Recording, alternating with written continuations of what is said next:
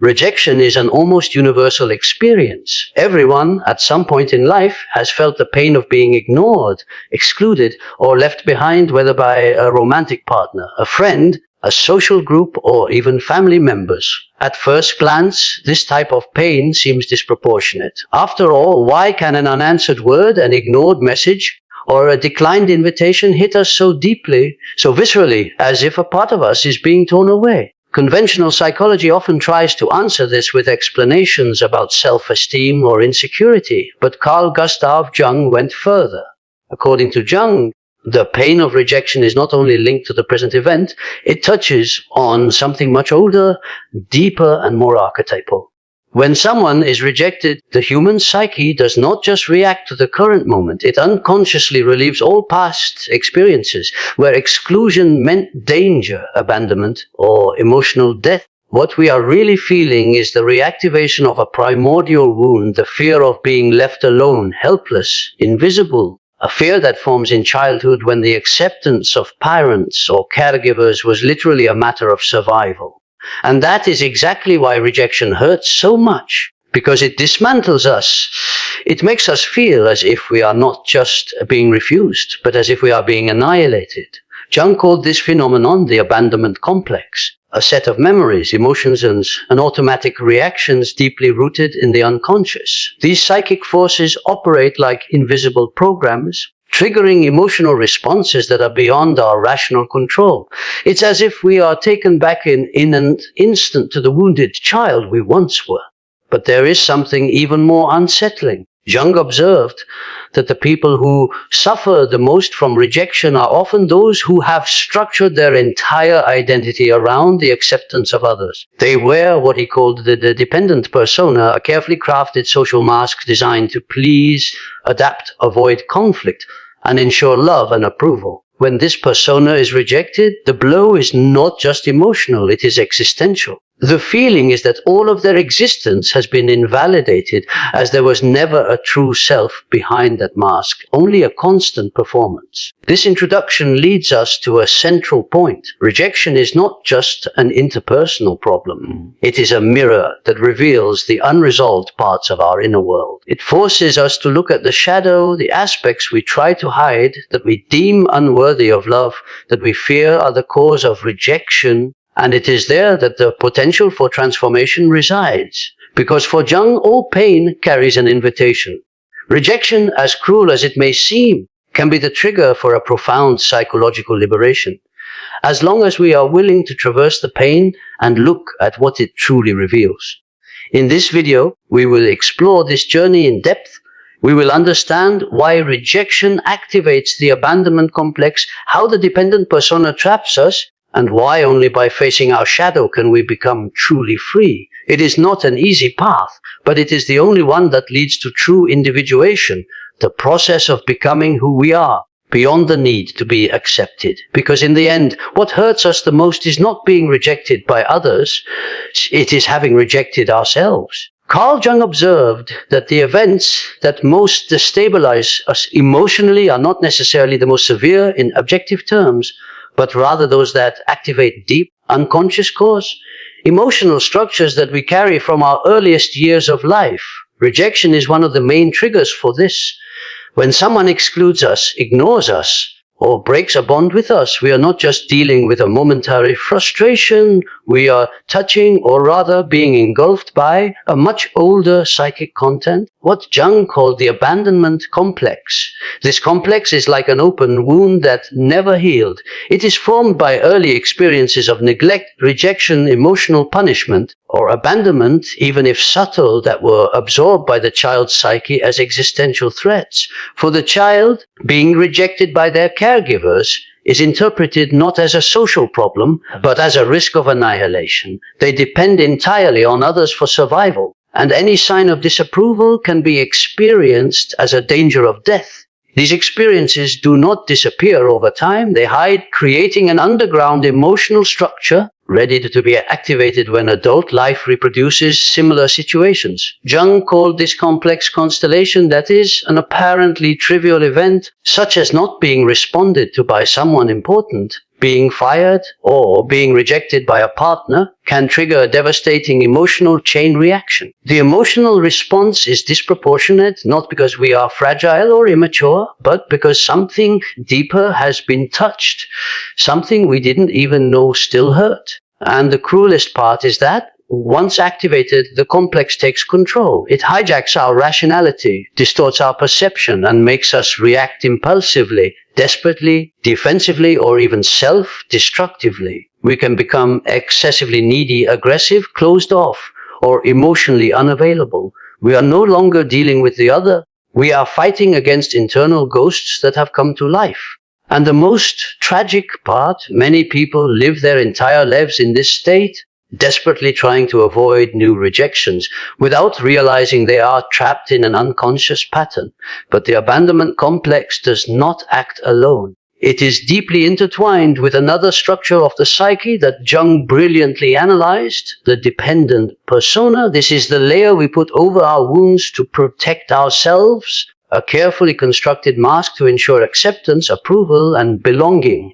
And it is precisely about this that we will talk next, because understanding the pain of rejection requires understanding the mask we wear to avoid it and the price we pay for that. If this content is making sense to you, click the subscribe button and subscribe to the channel. Thank you for your support. In an attempt to avoid the pain of rejection, human beings develop a sophisticated and often unconscious strategy, the creation of a dependent persona. For Jung, the persona is the social mask we use to interact with the world. A public identity shaped to meet others' expectations. It is not in itself something negative. It is necessary to live in society. But the problem begins when this persona becomes the only reference of identity, suffocating the true self and transforming the individual into a reflection of others' expectations. The dependent persona is therefore an exaggerated and distorted version of this social mask. It arises from the unconscious conviction that we will only be accepted and thus loved if we are exactly what the other desires. Since childhood, we learn to adjust our behavior to avoid punishment or rejection.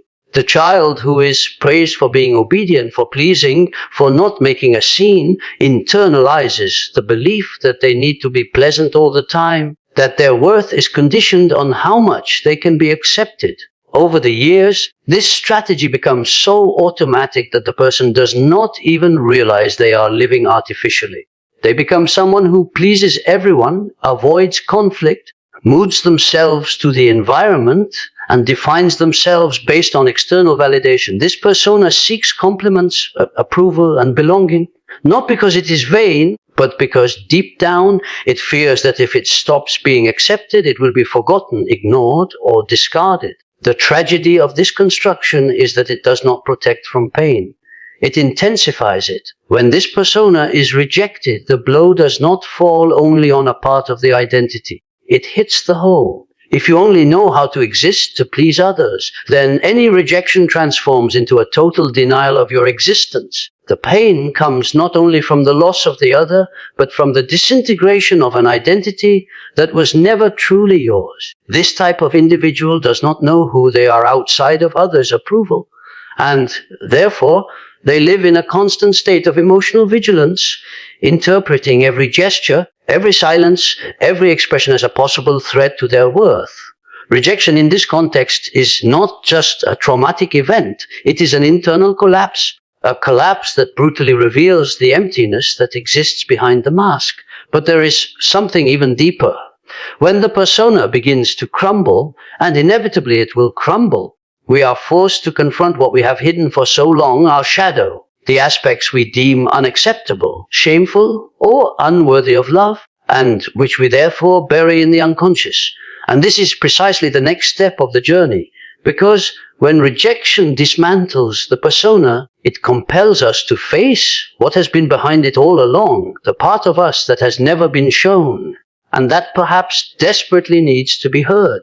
When the dependent persona begins to crumble, when rejection tears apart the social mask we wear to survive, something extremely uncomfortable happens. The shadow emerges. For Carl Jung, the shadow represents everything we reject in ourselves, our impulses, emotions, desires, and memories that have been deemed unacceptable by society, by family, and most importantly, by ourselves. It is composed of everything you have repressed to be accepted, and that is precisely why rejection has such brutal power. It forces us to confront exactly what we have spent our entire lives trying to hide. The human mind seeks explanations for pain. When we are rejected, the first reaction is not rational, it is emotional, primitive, and the automatic narrative that arises is almost always the same. There is something wrong with me. This thought, repeated like a silent mantra, is not the result of logic, it is the echo of the shadow. Because when we are rejected, we do not only access the pain of loss, we access the deep-seated belief that we are fundamentally flawed. This is where suffering intensifies. Rejection becomes evidence, a living proof that what we have always feared about ourselves was true all along, that we are not good enough, that we are unworthy of love, that deep down we deserve to be left aside. But these thoughts do not arise from the present reality. They come from the shadow. They come from unprocessed wounds, old traumas, buried feelings. And the most unsettling part, the more we deny this shadow, the stronger it becomes. The attempt to maintain a perfect image, to always be kind, pleasant, efficient, strong, requires a sacrifice, hiding all the parts of ourselves that do not fit this ideal. Yet the psyche does not allow itself to be deceived forever. What is repressed returns, and rejection is one of the most effective triggers for this. At this moment, reactions arise that often frighten us: intense anger, toxic shame, a desire for revenge, deep self-loathing, emotional collapses. These are not exaggerations, they are manifestations of the shadow asking to be seen. Rejection acts like a broken mirror, reflecting distorted fragments of who we are, and forcing us to see what we have always tried to ignore. But here is the key. The shadow is not the enemy. It is, in fact, a collection of everything you needed to abandon in yourself to be loved. Your repressed anger, your suffocated ambition, your unheard sadness, your genuine desires, all of this lives in the shadow, and when you are rejected, life is, in a way, offering you a brutal yet necessary opportunity to integrate these forgotten parts. Of course, this process is not simple. It is not enough to accept the shadow, as if signing a contract. You must dive into the pain, listen to the denied feelings, understand where they came from and why they were hidden. It is an emotional excavation work, an intimate confrontation with what scares us, but which, deep down, also liberates us. Because as Jung said, what you need most will be found where you least want to look. And that is why rejection, despite being painful, can be the portal to a psychic rebirth. But to cross this portal, something more than self-knowledge is needed. It is necessary to develop a new foundation of worth, a new internal center that no longer depends on external acceptance. In the next chapter, we will explore this new path. How rejection, when understood, can become the beginning of the true process of individuation. Because only when we stop begging for validation can we begin to build a real internal authority, one that no one can take away. Since the early years of life, we learn that being accepted is a currency of survival. The child quickly realizes that when they obey, smile, or behave properly, they receive love, attention, and protection. But when they displease, when they express anger, sadness, or their own desires, they are often ignored, punished, or shamed. Thus, they conclude that they will only be loved if they are what others expect. This mechanism marks the birth of a powerful illusion, the idea that our worth depends on external validation. Carl Jung, in The Undiscovered Self, compellingly describes how the modern individual has been gradually disconnected from their essence and conditioned to live as a function of the collective. It is not just the family or culture that demands conformity. It is the very structure of modern society, with its institutions, standards, and expectations, that transforms the individual into a statistical number, a consumer, a good citizen, a replaceable cog in an impersonal machine. In this context, social validation is not just a desire, it is almost an obligation. The problem is that this constant quest for acceptance is never satisfied. You can be praised 1,000 times. It only takes one criticism to collapse your self-esteem. You may be desired today and feel completely invisible tomorrow. External validation is volatile, inconsistent, based on factors that are beyond your control. And as long as your identity is grounded in it, you will always be vulnerable, always at the mercy of others' opinions, always afraid of being rejected. This cycle becomes an invisible prison. The individual shapes their behaviors, choices, and even their emotions to continue receiving approval. They become experts at predicting what others want to see. They learn to silence their most authentic impulses. And when inevitably they are rejected, no matter how hard they try to please, the impact is devastating.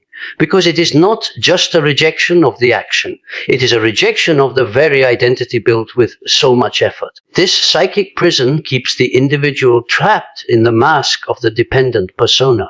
They do not live according to what they are.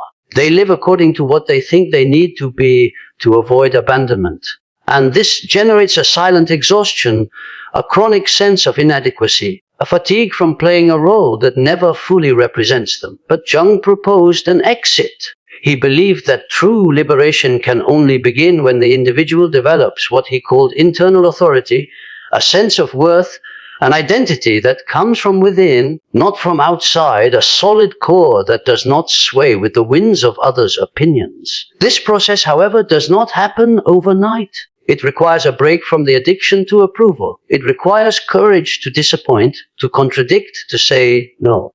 And most importantly, it requires a willingness to rediscover who you are when no one is watching. This is the beginning of the individuation process, the central concept in Jung's work and the key to true emotional freedom. In the next chapter, we will dive into this path of inner reconstruction. Because only when you stop seeking your worth in the eyes of others can you finally look at yourself with clarity and discover an identity that cannot be rejected. Because it does not depend on anyone else to exist. If what you're hearing resonates with you, you'll find real value in my e-books. Beyond the Shadow breaks down Jung's core ideas, while Dialogues with the Unconscious gives you a 30-day path to apply them in your life. Both are linked in the pinned comment. For Jung, the deep pain of rejection is merely a symptom of something more essential, the lack of connection with the self. As long as the ego is desperately seeking to be accepted, valued, or validated by external forces, the individual will continue to live in the shadow of themselves. True healing begins when the process of individuation starts, the path of return to psychic wholeness. This process is not just a journey of self-knowledge, but a radical transformation in how the individual relates to the world, to others, and most importantly to themselves. Individuation, according to Jung, is the continuous movement towards the integration of all parts of being, the conscious and the unconscious, the persona and the shadow, the ego and the self. It is a process that requires confrontation, rupture, pain, and rebirth. And there is no more potent catalyst to initiate this journey than rejection. This is because when we are rejected and the structure of the ego collapses, we have a rare opportunity, the chance to build something new in place of what was never truly solid. On this new path, the individual stops seeking value from outside and begins to cultivate what Jung called internal authority. This means developing one's own emotional compass. It means being able to look at oneself and affirm, even if no one chooses me, I do not abandon myself. This authority does not arise from motivational slogans or positive affirmations. It is born from traversing pain, from confronting the shadow, from the decision to live according to what is true, even if it costs the acceptance of others. And this is one of the greatest freedoms a human being can achieve, because by stopping the plea for approval, the individual becomes psychologically impervious to rejection. They do not stop feeling. They do not become cold, indifferent, or arrogant. But now the pain does not destroy them. It does not define them. It does not hijack their identity, because there is something within them that remains steadfast, Even when everything outside crumbles, curiously, it is in this state of internal solidity that life changes. When you stop negotiating your worth, people feel it. Your presence changes. You emanate something rare, something that cannot be bought, taught, or faked, integrity. And this attracts more authentic, deeper, more aligned connections. Ironically, when you become impervious to rejection, you begin to experience fewer situations of rejection because you no longer vibrate at the frequency of lack, the need to please, or compulsive adaptation. But there is something even deeper on this path. Individuation is not just about freeing oneself from rejection. It is about discovering who you truly are beyond all roles, traumas, and conditioning. It is a spiritual journey as much as a psychological one, and like any transformative journey, it culminates in an inevitable encounter, the reunion with your shadow, no longer as an enemy, but as an ally. In the next chapter, we will explore the pinnacle of this transformation, how true emotional freedom only occurs when you integrate your shadow, and how this often feared act becomes the foundation of your inner power. Because rejecting the shadow is to remain fragmented, but integrating it is finally becoming whole. Throughout his work, Jung made it clear that the process of individuation is not complete until the shadow is integrated. The shadow is the final guardian between who you are and who you could be. There is no true emotional freedom without this confrontation. Because as long as you continue to fear, deny, or project the repressed aspects of yourself, you will remain vulnerable to rejection, manipulation, and internal collapse. Integrating the shadow is the most radical act of self-compassion, and also the deepest gesture of psychic maturity that one can undertake. But what does it mean in practice to integrate the shadow? It means facing everything you have learned to hide, the anger you repressed to be accepted, the ambition you stifled to avoid appearing selfish, the desires you deemed immoral, the thoughts that caused you shame, the emotions you did not allow yourself to feel. To integrate is to recognize that all of this is part of you, and that far from being something to be eliminated, it is a powerful source of vital energy.